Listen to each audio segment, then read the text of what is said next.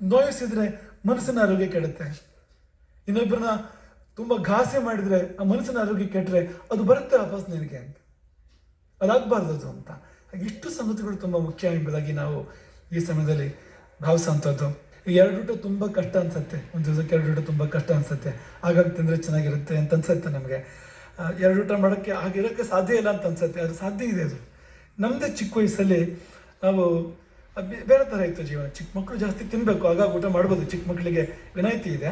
ಈಗ ಹಸು ಕರುವಿಗೆ ಹಾಲು ಕೊಡಬೇಕಾದ್ರೆ ತುಂಬ ಚಿಕ್ಕದಿದ್ದಾಗ ದಿನಕ್ಕೆ 5-6 ಸತಿ ಹಾಲು ಕೊಡುತ್ತೆ. ಅದು ಬೆಳೀತಾ ಇದ್ದಾಗ ದಿನಕ್ಕೆ 2 ಸತಿ 1 ಸತಿ ಕಡಿಮೆ ಆಗ್ತಾ ಬರುತ್ತೆ. ಅದು ಹಾಗೆ ಚಿಕ್ಕ ಮಕ್ಕಳ ವಿಷಯ ಬೇರೆ ಆಗುತ್ತೆ, ಬೆಳೆದ ಮೇಲೆ ಬೇರೆ ಆಗುತ್ತೆ.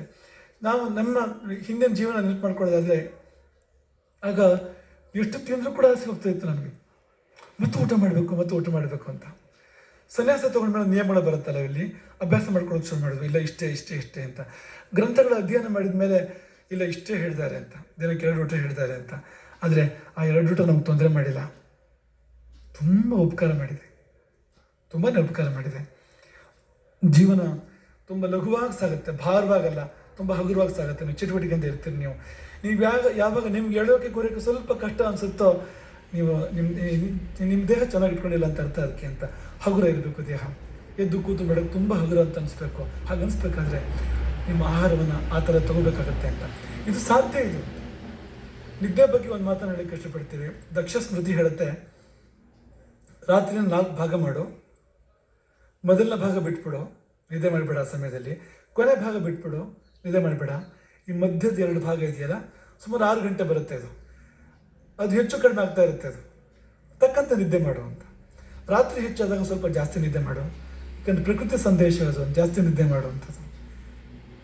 ರಾತ್ರಿ ಕಡಿಮೆ ಆದಾಗ ನಿದ್ದೆ ಅವಧಿ ಕಡಿಮೆ ಮಾಡು, ಕೆಲಸನೂ ಕಡಿಮೆ ಮಾಡು. ಆ ಸಮಯದಲ್ಲಿ ಪ್ರಕೃತಿ ಸಂದೇಶ.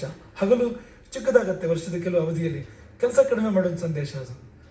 ರಾತ್ರಿ ಚಿಕ್ಕದಾಗತ್ತೆ, ನಿದ್ದೆ ಕಡಿಮೆ ಮಾಡೋದು ಸಂದೇಶ. ರಾತ್ರಿ ದೊಡ್ಡದಾಗತ್ತೆ, ನಿದ್ದೆ ಜಾಸ್ತಿ ಮಾಡೋದು ಸಂದೇಶ ಅಂತ. ಈ ತರಹ ರಾತ್ರಿ 4 ಪಾಲು ಮಾಡ್ಕೊಂಡು ಮಧ್ಯದ 2 ಪಾಲಲ್ಲಿ ಯಾರು ನಿದ್ದೆ ಮಾಡ್ತಾನೋ ಅವನು ಧ್ಯಾನ ಮಾಡಬೇಕಾಗಿಲ್ಲ, ಅವನು ಯೋಗ ಮಾಡಬೇಕಾಗಿಲ್ಲ, ಅವನು ತಪಸ್ ಮಾಡಬೇಕಾಗಿಲ್ಲ, ಅವನು ಯಜ್ಞ ಮಾಡಬೇಕಾಗಿಲ್ಲ. ನಿದ್ದೆನೇ ಧ್ಯಾನ ಆಗುತ್ತೆ ಅವನ ಪಾಲಿಗೆ ಅಂತ. ಶೋಭಾ ಮಳವಳ್ಳಿ ಅವರ ನೇತೃತ್ವದ ಇಡೀ ತಂಡಕ್ಕೆ ತುಂಬ ಅಭಿನಂದನೆಗಳು.